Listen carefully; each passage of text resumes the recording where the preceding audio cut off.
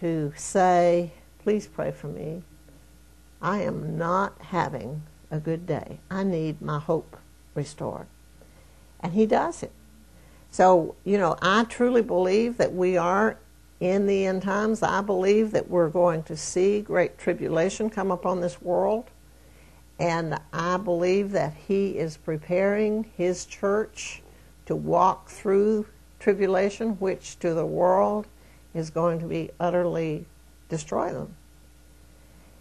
And we have to have everything burned out of us that has no eternal value. And him and relationships are the only things that have eternal values. All these other things are going to be burned up. All of the stuff, it simply, nothing matters except him and our relationships. And so even in the midst of all of the pain, I've never been more encouraged. I've never been able to say with more confidence, God is faithful. And our part is to just keep running to the mercy seat and crying out to him, Lord, I'm overwhelmed. Lead me to the rock that's higher than I. Because you've been a shelter to me in the past, and you will be a shelter to me now. And,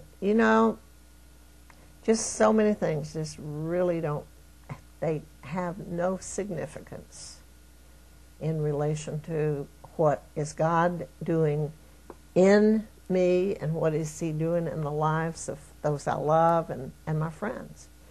And, the book of remembrance has been written that we encourage each other through is this word.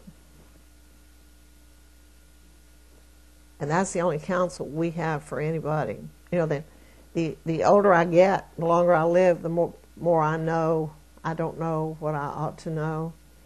And so many times when people come wanting counsel, the Lord is not speaking a word, and I have to say, I don't know. I really don't know. You're going to have to seek God. And you know what? I think he likes it. If I've heard a word, of course he wants me to give it. But just to have words, people's lives are too important. What they're going through is too important to give a word that's not straight from God. Words are cheap.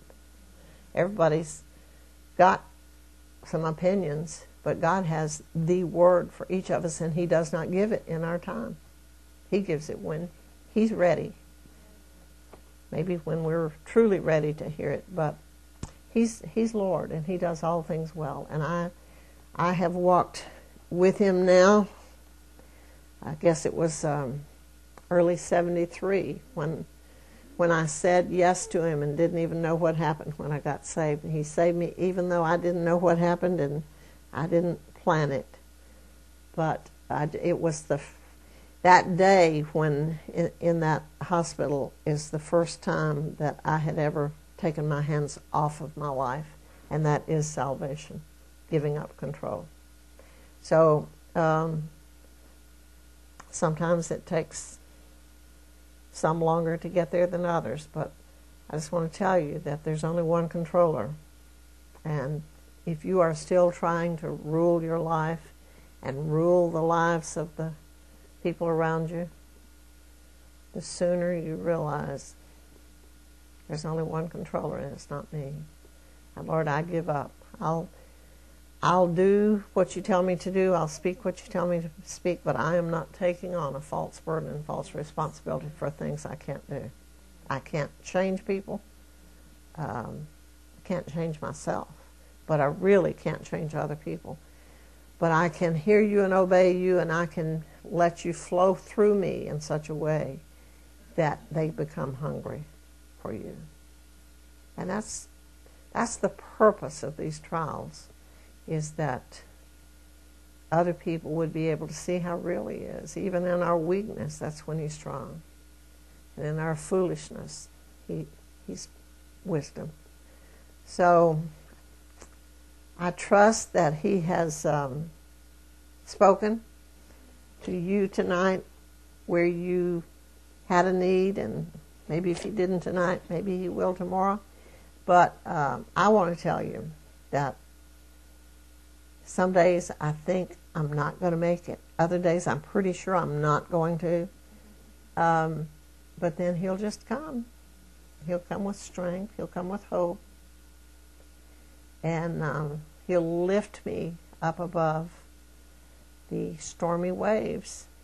And I just realized that as long as I'm in the boat with him, doesn't matter how fierce the storm gets, he's going to keep me. And he'll do the same for you, because he's no respecter of persons. Faithful is he who called you, and he will also do it. His purpose is to sanctify each one of us who are his, body, soul, and spirit, and present us blameless in the day of the Lord Jesus Christ. And he's the only one who knows what he needs to do to make us whole. He's the only one who knows what we've hidden away down in there, up there, that we've not ever let his light and love, his light, which is his love, come and cleanse and shake loose. But he intends to do it in order to have a bride without spot, blemish, or wrinkle. A bride who has eyes only for him and is willing to be naked and unashamed in his presence and in the presence of his bride. Amazing love, how can it be that you, my King, would die for me? Amazing love, I know it's true. It's my joy to